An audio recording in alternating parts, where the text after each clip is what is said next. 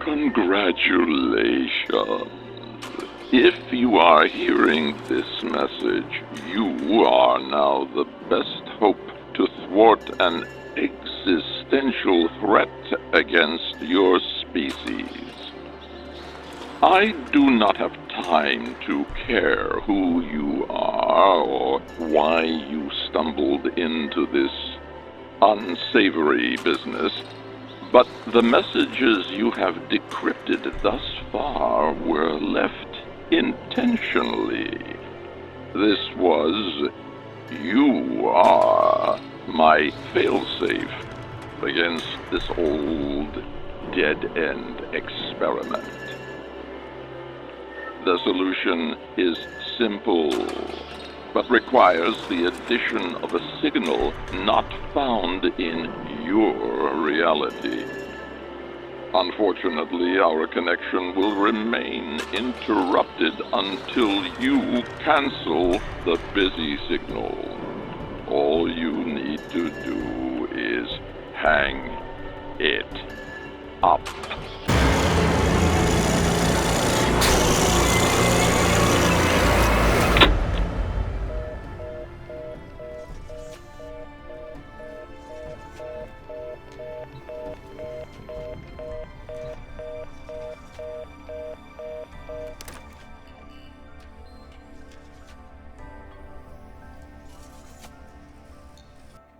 Attempting to understand the Warframe universe, at this juncture at least, revolves greatly upon one man.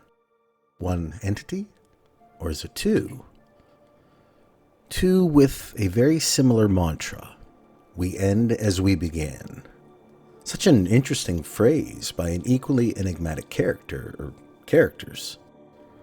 But what does Albrecht Entrati mean exactly? And more importantly, what does it mean for the Warframe narrative as a whole?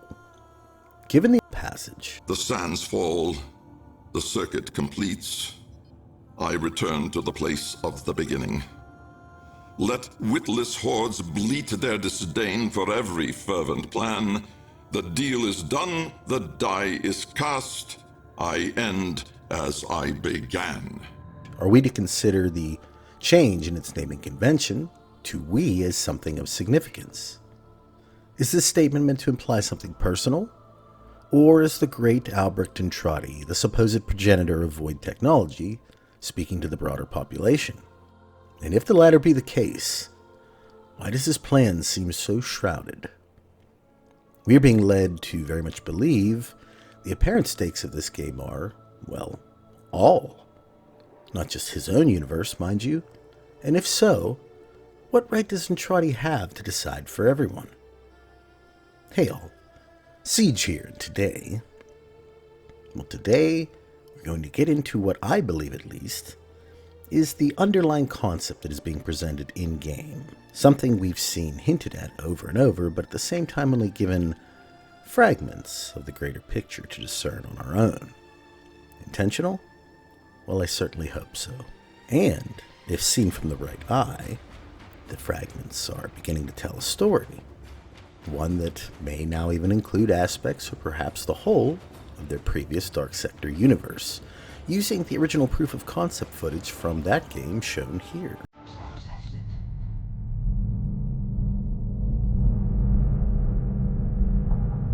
For generations we slept along an infinite coastline.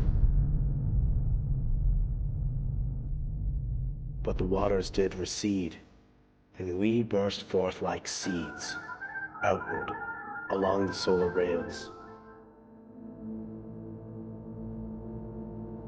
Until we came at last to the shores of Pluto, and the final, dreadful rain. Leading nowhere, into nothing, into the Dark Sector.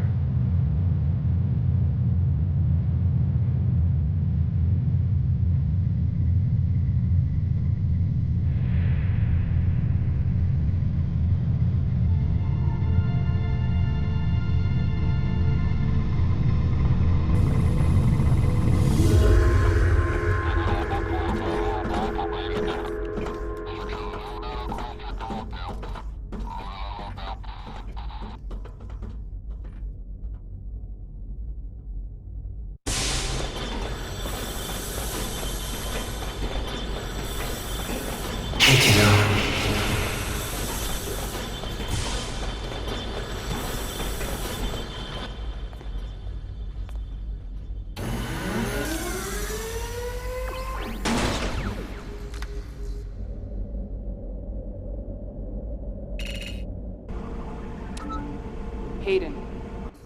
There are Grineer Marines all over. I've got 5 minutes until the engine's light. You know that's not long enough. Out of the hook is set. The code is uploading right now. Damn it, Hayden. I haven't located you.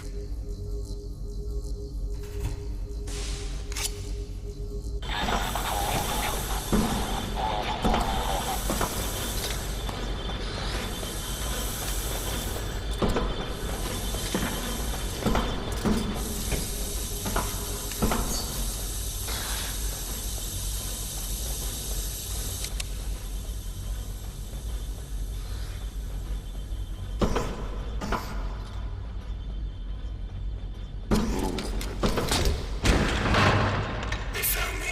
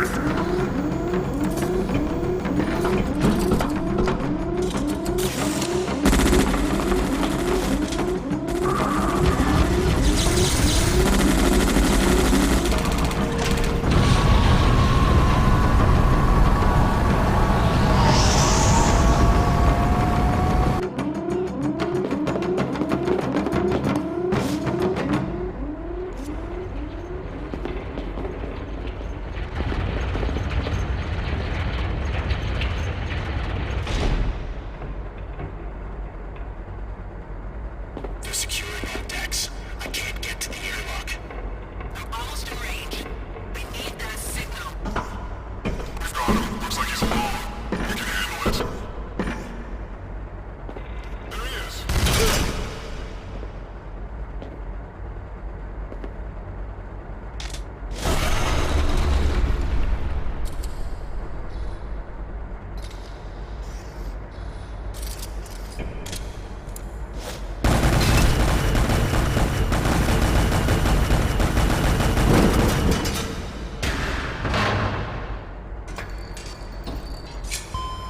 Secure all stations. Mains ignition in 1 minute.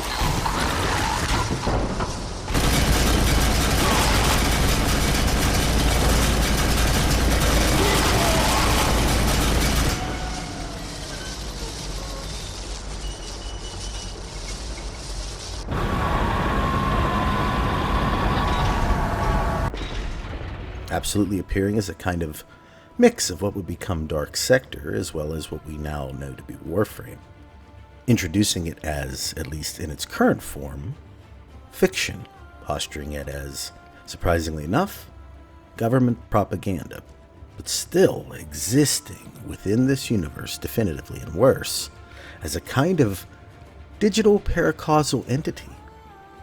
In fact, digital extremes, and presumably its own cast of characters, are, to some degree at least, in this universe as well. A legitimized version of misinformation, with Rebecca Ford even being presented as the owner of the online fan site, as well as new information recently uncovered through an ARG, hinted at during a developer livestream within an hour. The player's reality.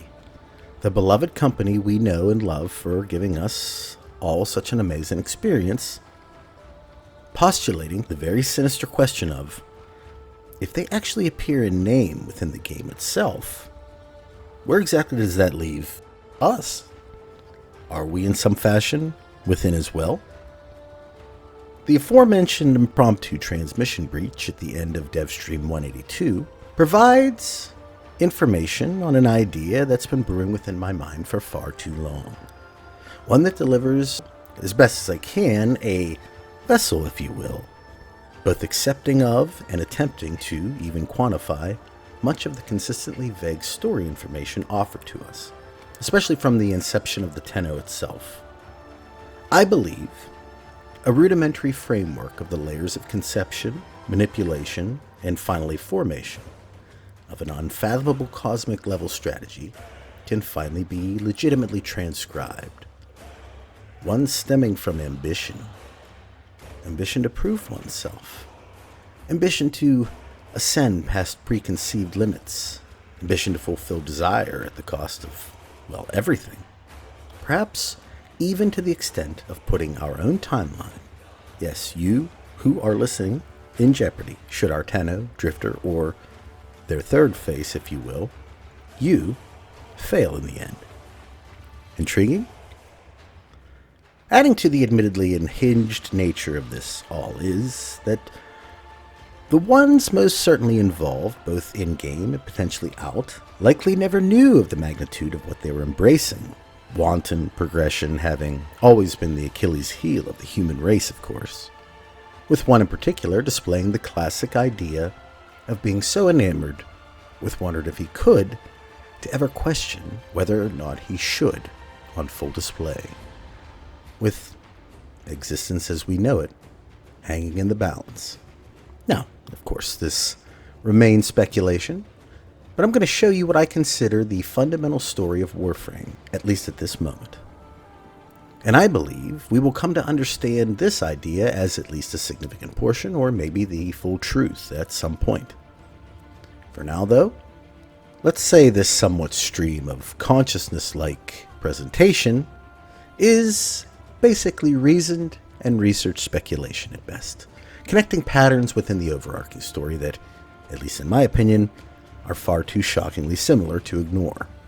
And I think it all leads to a very simple but hidden wager, another of humanity's excessive weaknesses, as well as a common theme touched upon quite a few times already within the lore itself.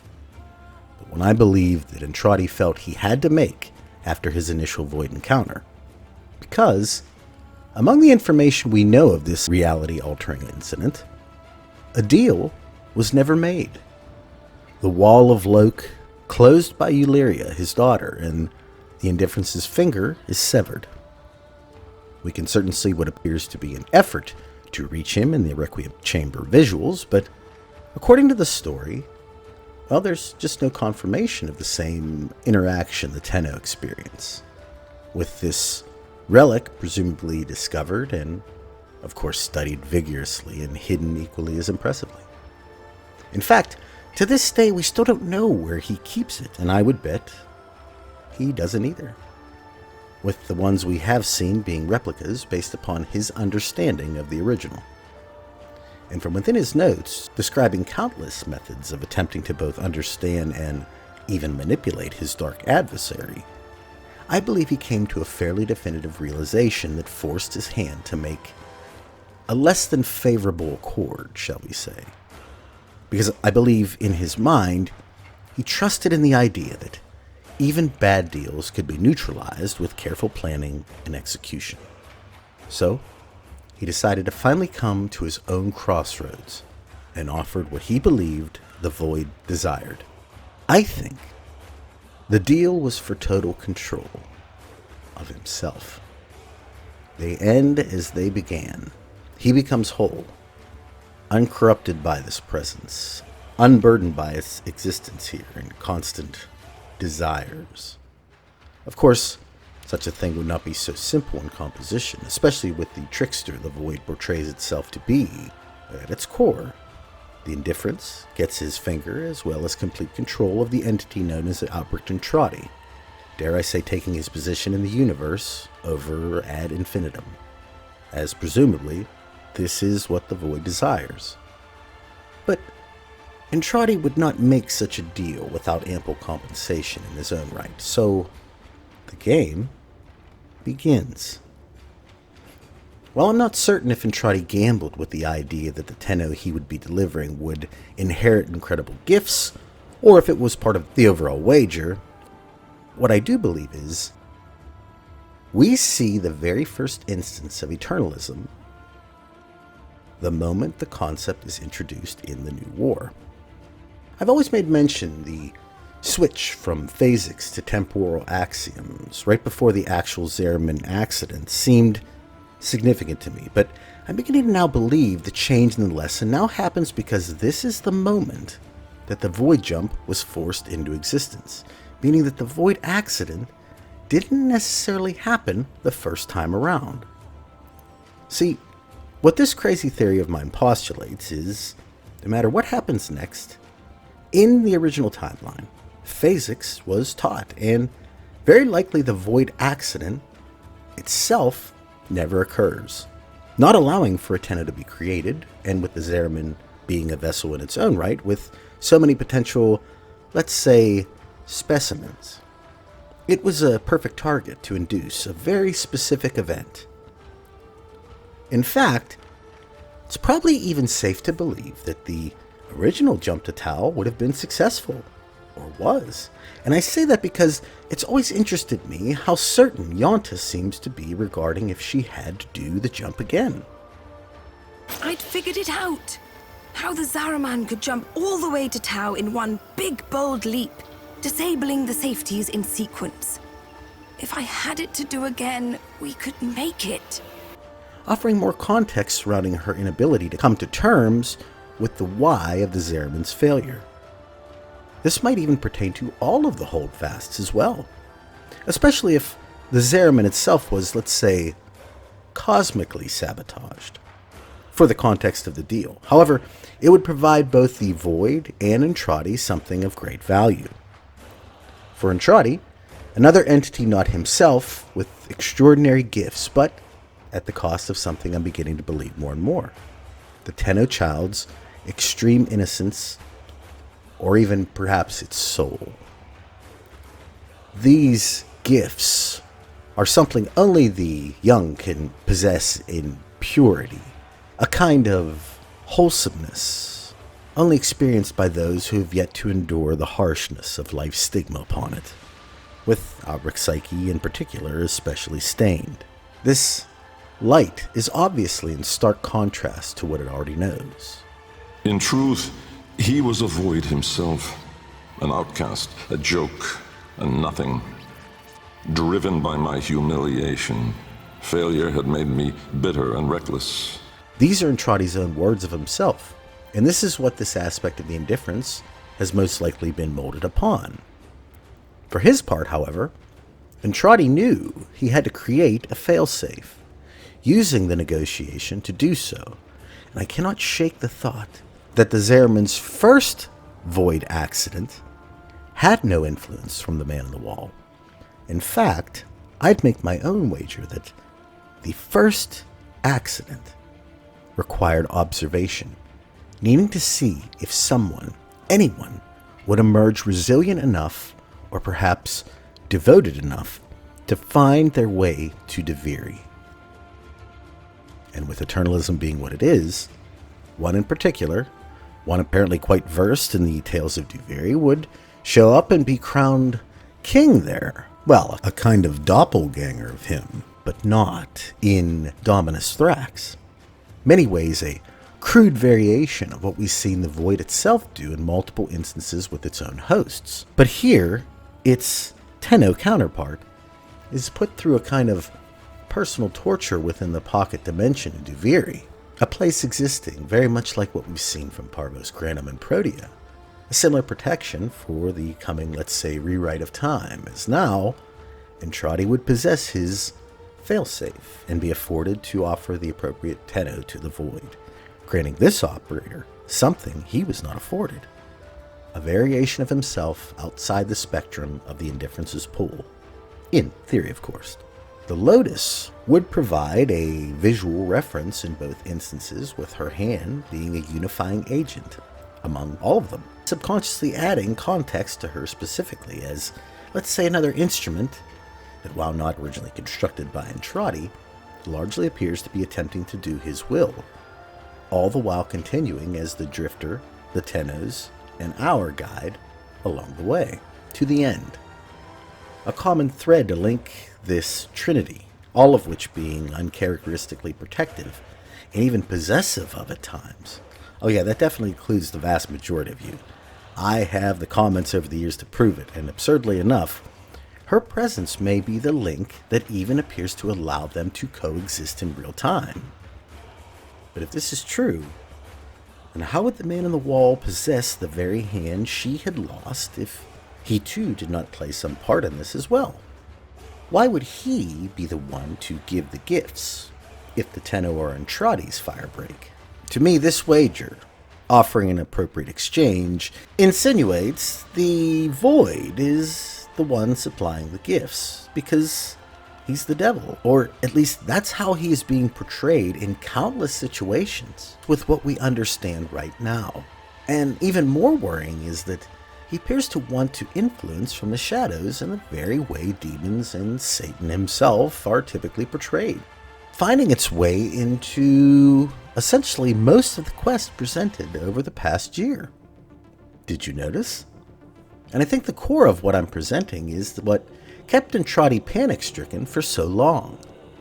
While his man-on-the-wall's influence is really starting to appear now, it's more likely said influence has been around for quite some time, especially as the past year's content is suggesting.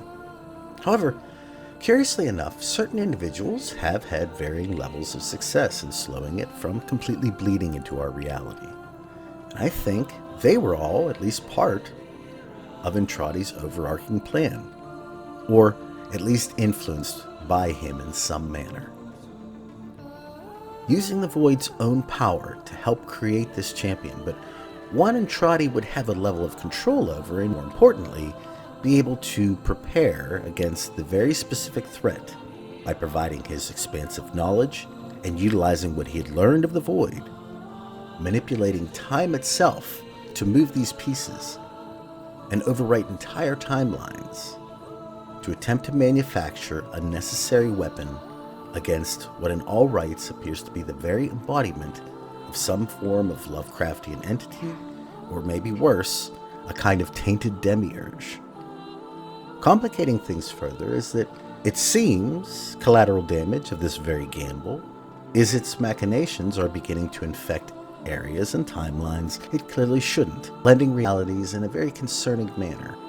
It's an all-or-nothing strategy, and I think very much accentuates his parting intentions.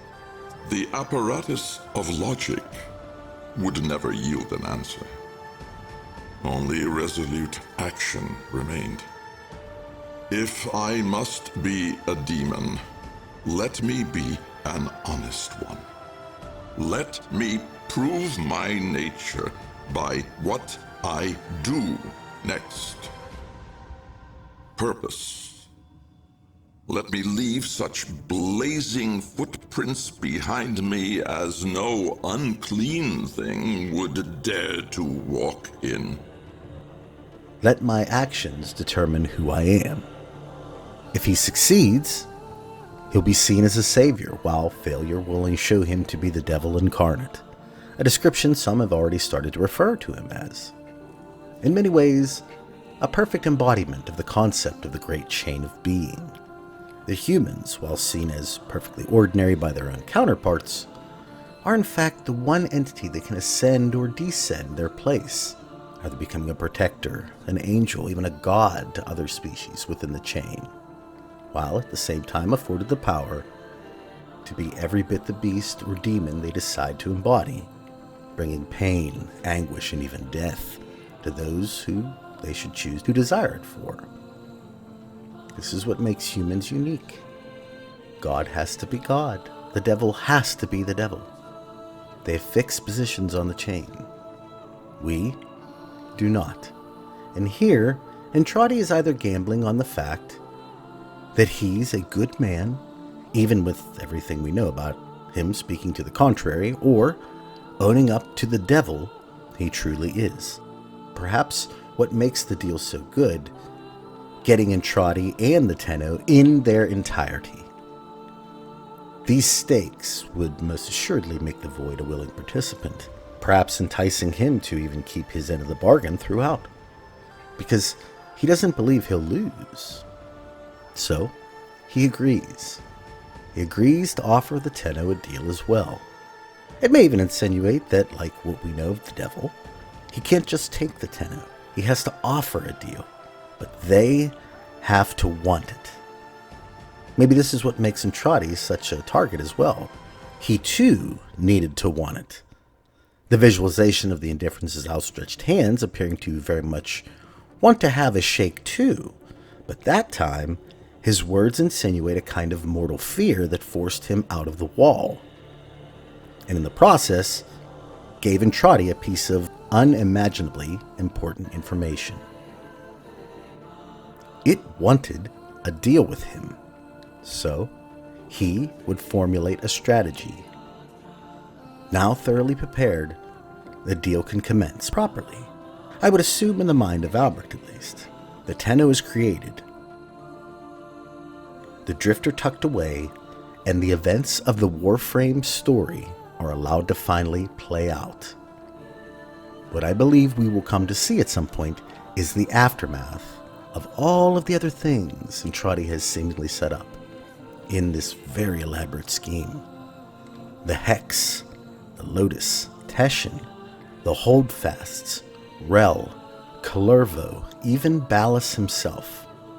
From what I've seen, I can no longer ignore the plan that seems to be very blatantly sitting right in front of my face, allowing the events of both deals I've described above, as well as the entirety of the Warframe timeline, to come into play.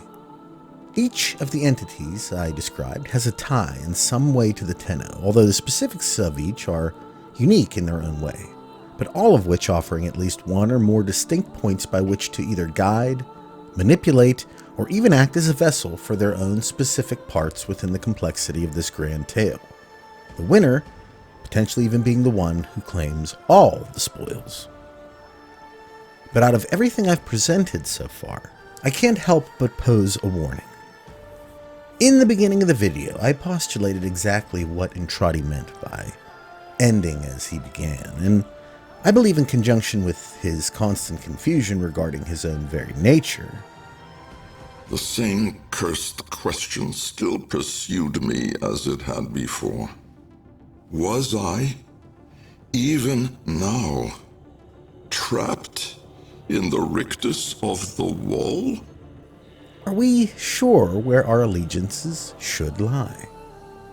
Much like the choices we are offered in game, I feel as though this choice between either helping Entrati or allowing what we understand of the Indifference, its pathway and subsequent unchecked reign through the soul system, may require a third option.